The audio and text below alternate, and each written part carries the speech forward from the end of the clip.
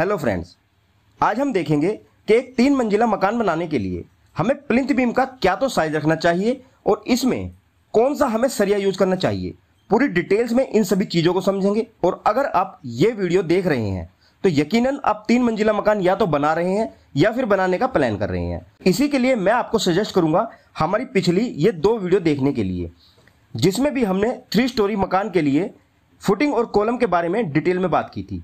हो सकता है कि ये दोनों वीडियो भी आपके लिए इंपॉर्टेंट हो, तो इन्हें भी जरूर देख लीजिएगा। और इन दोनों वीडियो के लिंक मैं ऊपर आई बटन में दे रहा हूं। तो चलिए वीडियो को शुरू करते हैं बिना किसी देरी के। तो नमस्कार दोस्तों, मैं इंजीनियर विशाल गोयल आप सभी का फिर से बहुत बहुत स्वागत करता हूं आपके अपने चैनल माय इंजीनियरिंग सपोर्ट के 3 स्टोरी हाउस कंस्ट्रक्शन सीरीज के एक और शानदार वीडियो लेक्चर में। तो चलिए वीडियो को शुरू करते हैं। दोस्तों, इस वीडियो में हम जो भी बात करने वाले हैं उसकी एक कंडीशन है।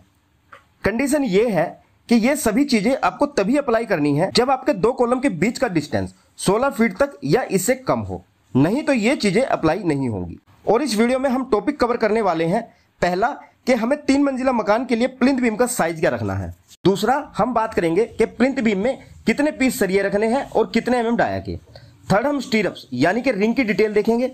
और चौथा, हम बात करेंगे कि 3 स्टोरी हाउस के प्लिंथ बीम में हमें कंक्रीट ग्रेड यानी कि मिक्स रेशो क्या रखना है। तो इन सभी के बारे में डिटेल में बात करेंगे, लेकिन इससे पहले मैं आपको बीम के बारे में कुछ 6 इंपॉर्टेंट बातें बताना चाहूंगा, जो अगर आपको पता होंगी तो आपके लिए अच्छा रहेगा। नंबर 1, हमेशा याद रखो, चाहे आप 1 मंजिला घर बना रहे हो, 2 मंजिला, 3 मंजिला या फिर 4 मंजिला, आपके बीम का साइज कभी भी 9 इंच बाय 9 इंच से कम नहीं होना चाहिए, चाहे कोई भी बीम हो, प्लिंथ बीम हो या फिर floor beam. Second, according to IS code 456/2000 आपको कभी भी प्लिंथ बीम में 12 mm से कम डाया का बार यूज नहीं करना है।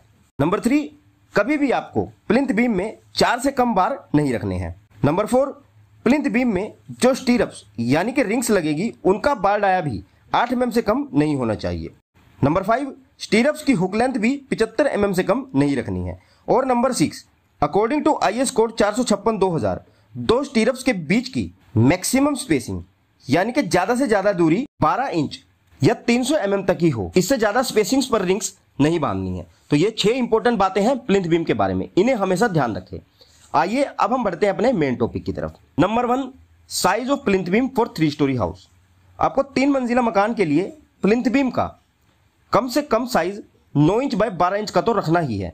9 इंच विड्थ और 12 इंच डेप्थ, इससे कम साइज प्लिंथ बीम का नहीं रखना है। दूसरा, अगर बात करें प्लिंथ बीम के रीइंफोर्समेंट डिटेल की, तो आपको प्लिंथ बीम में 4 नंबर ऑफ बार रखने हैं। 2 पीस टॉप में 16 mm डाया के और 2 पीस बॉटम में 16 mm डाया के। तीसरा है स्टीरअप्स डिटेल। आपकी जो रिंग बनेगी वह 8 mm के सरिये से बनेगी, इससे कम डाया का स्टील बार रिंग बनाने में यूज नहीं करना है। और बीम में रिंग की स्पेसिंग यानी कि दूरी रहेगी 150 mm और 6 inch centre to centre distance पर। और रिंग्स में हुक की मिनिमम लेंथ रहेगी आपकी 75 mm, इससे कम हुक की लेंथ नहीं होनी चाहिए, ये वाली। और बीम में क्लियर कवर रखना है कम से कम 35 mm।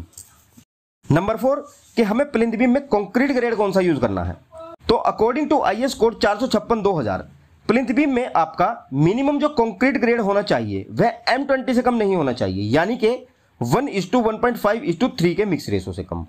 और आप टाटा, सेल या जिंदल का स्टील बार यूज कर सकते हैं, ये तीनों ही ब्रांड बेस्ट हैं। अब प्लिंथ बीम के बारे में मैं आपको 3 मोस्ट इंपॉर्टेंट प्रो टिप्स देना चाहूंगा। पहली बात, जब भी आप प्लिंथ बीम दें तो इसे ग्राउंड लेवल से कम 1.5 फीट ऊंचा रखकर चलें, ताकि बरसात का पानी आपके घर में एंटर ना हो सके। दूसरी बात, हमेशा ध्यान रखें कि बीम के टॉप में ही हमेशा लेस डाया का बार हो और बॉटम में बिग डाया का, अगर आप बीम में 2 डिफरेंट डाया के बार यूज कर रहे हैं तो।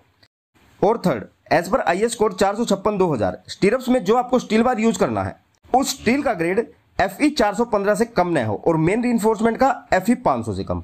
तो ये 3 बातें भी आप हमेशा ध्यान में रखकर चलें।